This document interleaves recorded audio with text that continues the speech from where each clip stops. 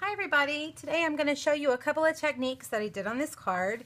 One is a watercolor, kind of a watercolor sunset background, and the other is using our blendabilities on an embossed image. So the first thing I'm going to show you is I took a piece, a 3x3 piece of our watercolor paper, and then I got pumpkin pie, and if you squeeze down like this, it will put some ink there. Looks like I need some more. You know what? I take that back. I didn't use pumpkin pie. I used Tangelo Twist now that I'm thinking about it. There we go. Yeah, I can tell that I've used that one. And crushed curry. I like the, I don't know how to describe it, but the sharp edge to this yellow color. It's a little more fallish to me than Daffodil Delight. All right, so I'm going to use my watercolor, I can't think of the name every time, watercolor pen. I'll put it on the video because I can't remember. And I'm just going to squeeze a little bit of water into the top, and I'm just going to kind of wash across here. And go easy on the water, because once you get the water there, it's kind of hard to go backwards. And I just continue to do this till I got about 2/3 of the way down. And then I got some of the crushed curry and started blending that. And then I went back with some of this, and I wanted it darker at the top and lighter at the bottom. So I'm going to go heavy up here with this, but then I'm going to kind of blend it down a little bit more. Just like with the blendabilities, it's easy to add more, harder to take away. So go, you know, cautiously with a lot of color. And I'm just going to blend until I feel like I like it, and I think I want a little bit more yellow down here. And I have not squeezed Aqua Painter, there we go. I have not squeezed the Aqua Painter since the very first time that I dipped it in there. So you can see how much that water really goes a long way. All right, I'm going to add one more really dark, I may even get it off the pad up here, dark line here, and just blend that down because that's where it should be the darkest. All right, one more swoop through, kind of blending it all in, and I will put that to the side. All right, so while that's drying, what I did is I got the pumpkin from Fall Fest. I used the tall pumpkin, and I stamped it in Versamark on basic black cardstock. But before you do that, you want to use your embossing buddy really good. You can tell that I kind of got sloppy. I have some dried embossing powder around. And I will tell you that I've embossed this pumpkin a lot, and I can never get it completely without the embossing powder in those lines.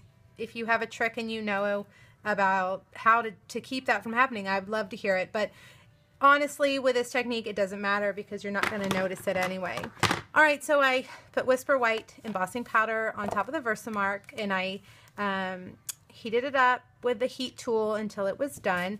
And now I'm going to take my pumpkin pie blendabilities, and I'm going to start with my lightest color.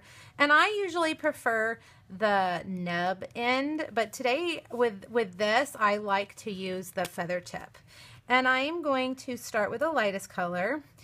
One awesome thing about embossing on black is that it doesn't really matter if you get out of the lines because you can't really see it. So you can just kind of, you know, move quickly. And I'm going to kind of go around and leave a white space in the middle. That's where the shine on my pumpkin is going to be. All right, once I've got a solid coat of the lightest pumpkin pie, I'm going to leave my marker open because it's easier to get to.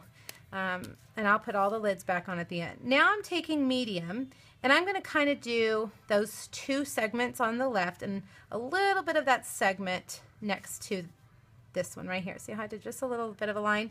But I am going to go all the way across because it would be dark on the bottom where it's sitting on the ground. And you will see how this stuff kind of moves around. It doesn't seep into this paper or into the embossed powder. It just kind of moves around and kind of blends. It's actually really fun to play with. All right, now the dark, and I am just going to do the dark right on the outside, and you can see it kind of moves that what's there already around. So I'm going to kind of do a feather, a light, you know, brush stroke around, just around the outer edges. All right, so with my lightest color, I'm just gonna blend until I feel like I am happy with it, moving towards that white space, because here at the end, I'm gonna go just a couple of times over that white space to leave it the lightest. Okay, and then over here, darken all this up. And you wanna move that ink around until you feel like it's in all the right spaces.